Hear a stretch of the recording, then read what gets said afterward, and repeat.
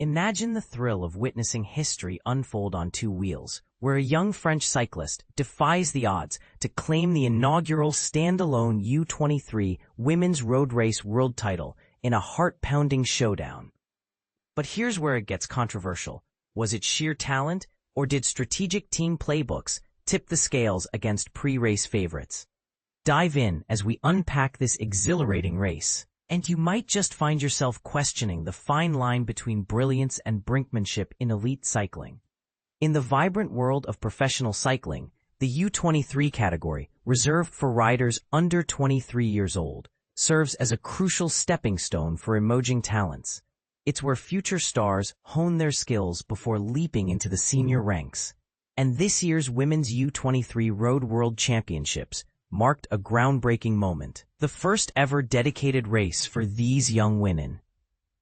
On Thursday, amidst the challenging terrain of Rwanda's capital Kigali, French rider Célia Gery etched her name into the annals of cycling history by sprinting to victory in a race that kept fans on the edge of their seats until the very last lap. Gery's triumph came in spectacular style, outpacing Slovakia's Victoria Kladinova to secure gold. Not far behind, Spain's Paula Blasi surged from a pursuing pack to grab bronze, turning what could have been a predictable podium into a testament to resilience and tactical acumen. The race was defined by relentless assaults in the final two circuits. Marion Bunel was incredible on the last kilometer to set me up. This highlights the importance of teamwork in cycling, where sacrifices by teammates can pave the way for individual glory, a concept that beginners might compare to a relay race where each runner's effort builds momentum for the final sprint. The decisive element of the race was the cobbled Côte de Kimihurura climb, featured 8 times on the finishing loop. For those new to cycling, imagine a steep, uneven road made of stones that tests every ounce of a rider's strength and balance, much like climbing a rugged mountain trail on a bike. It was here that the leading group faced off, with everything hanging in the balance as they approached the base. And this is the part most people miss.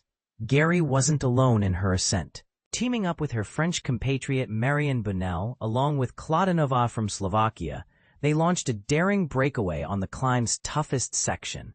This move effectively sidelined one of the race's top contenders, Canada's Isabella Holmgren, who had been tipped as a favorite before the start.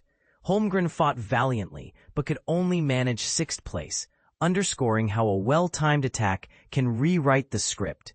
Bunel, despite her pivotal role in setting up Gery, couldn't hold on for a medal and finished 5th, which opened the door for Blasi's bronze-grabbing charge. Meanwhile, Team USA's Catherine Sarkisoff led the American effort with a solid 14th place finish, proving that even in a historic debut, representation matters. The race's intensity built gradually, with the peloton, that's the main group of riders, shrinking to around 40 midway through the 8 demanding laps. Early on, notable names like Kat Ferguson, a 2-time junior world champion, were distanced, losing contact on the finishing wall with 3 laps remaining. As the action escalated with 2 laps to go, a lead group dwindled to 25 riders.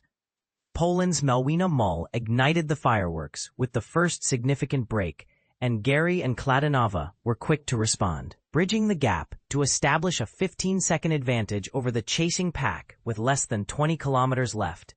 This set the stage for more drama on the penultimate ascent of Côte de Kimihurura, hinting at the climb's potential to influence the entire weekend's road races. With 24 riders regrouped, including Holmgren and Sarkisoff, the final lap promised chaos. Sweden's Stina Kagavi threw a wrench into the works by surging ahead for a 45-second lead with under 8 kilometers to go, forcing the favorites to eye each other warily. Counterattacks from Blasi, Gery, Holmgren, and Kladinova eventually reeled her in with 5 kilometers remaining, leading to a frantic dash to the finish line. But here's where controversy brews. Some might argue that the French team's calculated gamble bordered on gamesmanship, potentially overshadowing individual prowess.